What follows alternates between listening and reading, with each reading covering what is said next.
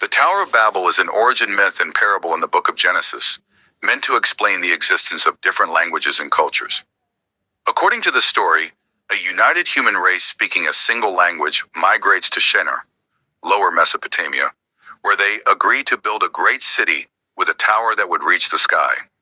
Yahweh, observing these efforts and remarking on humanity's power and unity, confounds their speech so that they can no longer understand each other and scatters them around the world, leaving the city unfinished.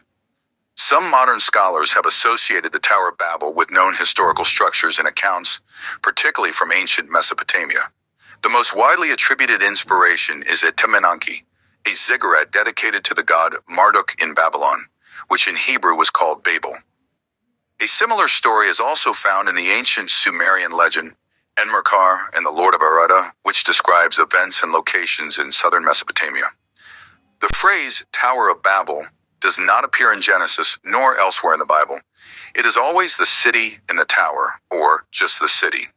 The original derivation of the name Babel, which is the Hebrew name for Babylon, is uncertain. The native Akkadian name of the city was Babilim, meaning Gate of God.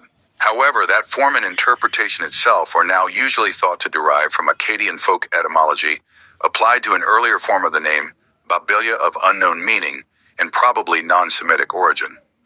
Per the story in Genesis, the city received the name Babel from the Hebrew verb balo, meaning to jumble or to confuse, after Yahweh distorted the common language of humankind. According to Encyclopedia Britannica, this reflects wordplay due to the Hebrew terms for Babylon and to confuse having similar pronunciation, the genre. The Tower of Babel is a type of myth known as an etiology, which is intended to explain the origin of a custom, ritual, geographical feature, name, or other phenomenon, namely the origins of the multiplicity of languages. The confusion of tongues confusio linguarum, resulting from the construction of the Tower of Babel, accounts for the fragmentation of human languages. God was concerned that humans had blasphemed by building the tower to avoid a second flood, and so God brought into existence multiple languages, rendering humanity unable to understand each other.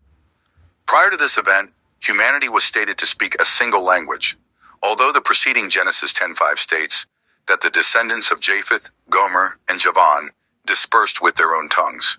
Augustine explained this apparent contradiction by arguing that the story, without mentioning it, goes back to tell how it came about that the one language common to all men was broken up into many tongues. Modern scholarship has traditionally held that the two chapters were written by different sources, the former by the priestly source and the latter by the Jahwist.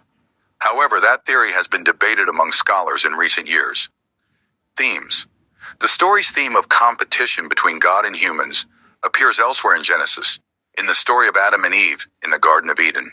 The first-century Jewish interpretation found in Flavius Josephus explains the construction of the tower as a hubristic act of defiance against God ordered by the arrogant tyrant Nimrod.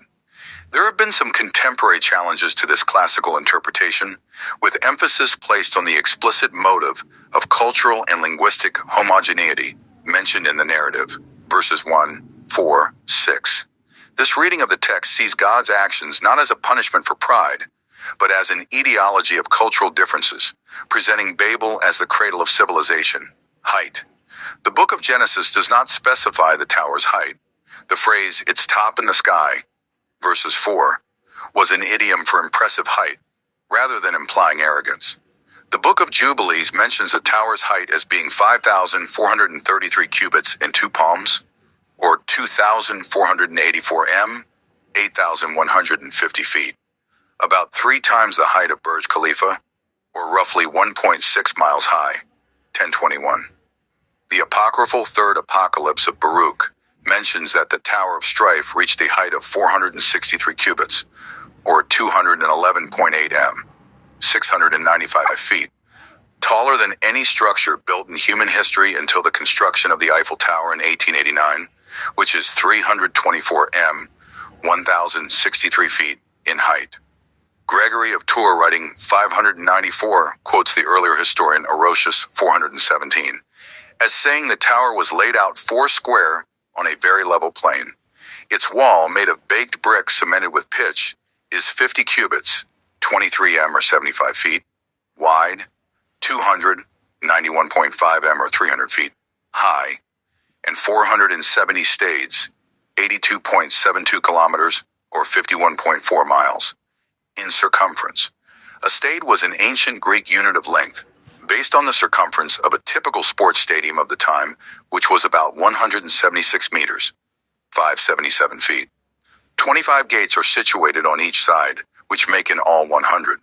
The doors of these gates, which are of wonderful size, are cast in bronze. The same historian tells many other tales of this city and says, although such was the glory of its building still, it was conquered and destroyed.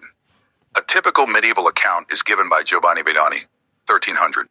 He relates that it measured 80 miles, 130 kilometers round, and it was already 4,000 paces high, or 5.92 kilometers, 3.68 miles, and 1,000 paces thick, and each pace is 3 of our feet.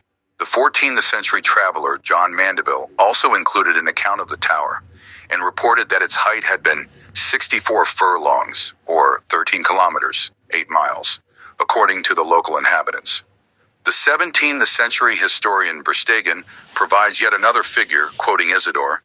He says that the tower was 5,164 paces high, or 7.6 kilometers, 4.7 miles. And quoting Josephus that the tower was wider than it was high, more like a mountain than a tower. He also quotes unnamed authors who said that the spiral path was so wide that it contained lodgings for workers and animals, and other authors who claim that the path was wide enough to have fields for growing grain for the animals used in the construction. In his book, Structures, or Why Things Don't Fall Down, Pelican, 1978-1984, Professor J.E. Gordon considers the height of the Tower of Babel. He wrote, brick and stone weigh about 120 pounds per cubic foot, 2,000 kilograms per cubic meter, and the crushing strength of these materials is generally rather better than 6,000 pounds per square inch or 40 megapascals. Elementary arithmetic shows that a tower with parallel walls could have been built to a height of 2.1 kilometers, 1.3 miles, before the bricks at the bottom were crushed. However, by making the walls taper toward the top, they could well have been built to a height where the men of Shinar would run short of oxygen and had difficulty in breathing before the brick walls crushed beneath their own dead weight. Authorship. Jewish and Christian tradition attributes the composition of the whole Pentateuch, which includes the story of the Tower of Babel, to Moses. Modern biblical scholarship rejects Mosaic authorship of the Pentateuch, but is divided on the question of its authorship. Many scholars subscribe to some form of the documentary hypothesis, which argues that the Pentateuch is composed of multiple sources that were later merged. Scholars who favor this hypothesis, such as Richard Elliott Friedman, tend to see Genesis 11:1-9 as being composed by the J, or Yahweh source. Michael Coogan suggests that the intentional wordplay regarding the city of Babel and the noise of the people's babbling is found in the Hebrew words as easily as in English, is considered typical of the Yahweh source. John Van Saters, who has put forth substantial modifications to the hypothesis, suggests that these verses are part of what he calls a pre-Yahwistic stage. Other scholars reject the documentary hypothesis altogether. The minimalist scholars tend to see the books of Genesis through 2 kings as written by a single anonymous author during the Hellenistic period.